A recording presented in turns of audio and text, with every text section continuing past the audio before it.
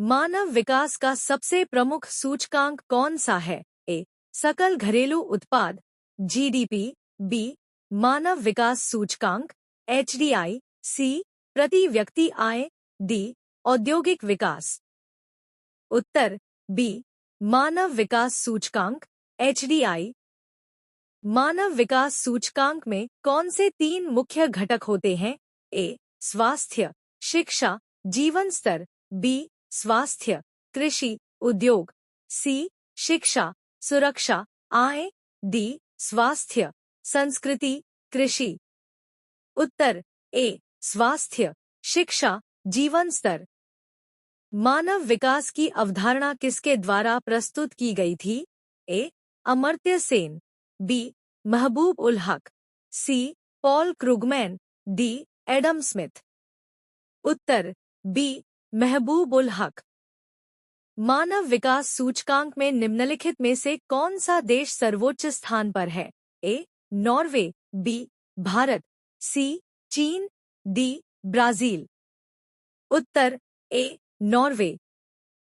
मानव विकास की अवधारणा मुख्य रूप से किस पर आधारित है? ए. आर्थिक विकास, बी. सांस्कृतिक विकास, सी. मानव की क्षमता और विकल्पों का विस्तार, डी.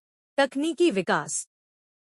उत्तर सी. मानव की क्षमता और विकल्पों का विस्तार। किस वर्ष में संयुक्त राष्ट्र ने पहली बार मानव विकास रिपोर्ट प्रकाशित की थी? ए. 1990, बी.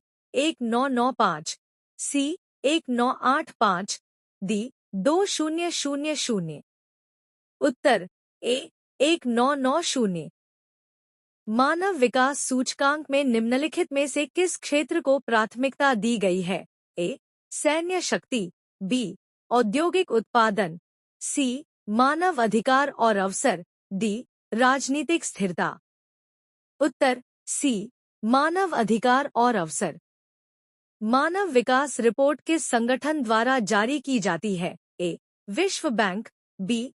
अंतर्राष्ट्रीय मुद्रा कोष, IMF, सी. संयुक्त राष्ट्र विकास कार्यक्रम, UNDP, डी. विश्व व्यापार संगठन, WTO।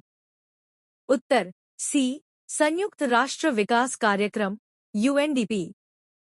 मानव विकास सूचकांक में भारत का स्थान 2020 में कौन सा था? ए. 131, बी.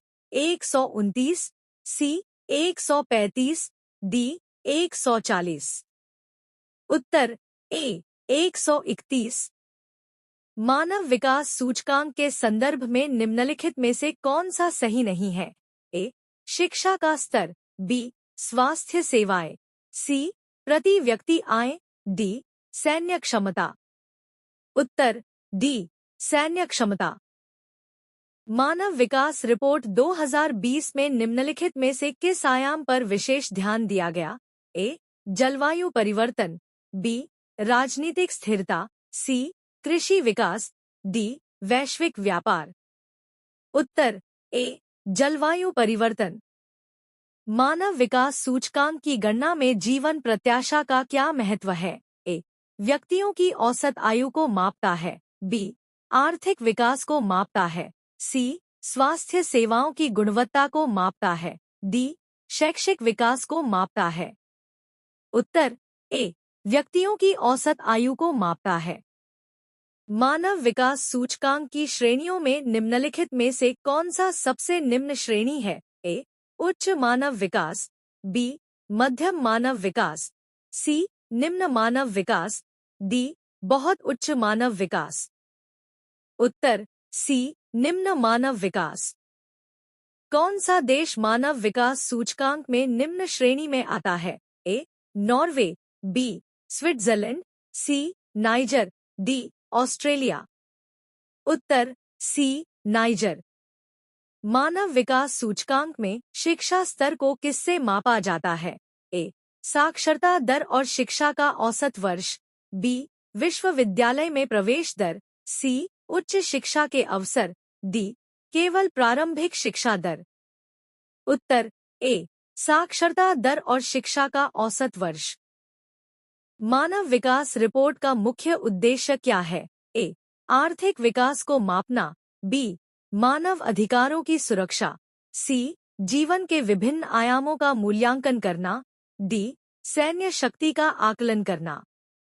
उत्तर सी, जीवन के विभिन्न आयामों का मूल्यांकन करना।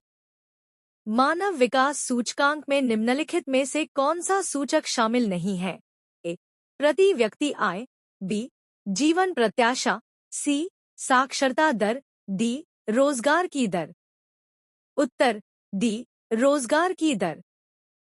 संयुक्त राष्ट्र विकास कार्यक्रम यूएनडीपी किस प्रकार के विकास को प्राथमिकता देता है? ए, औद्योगिक विकास।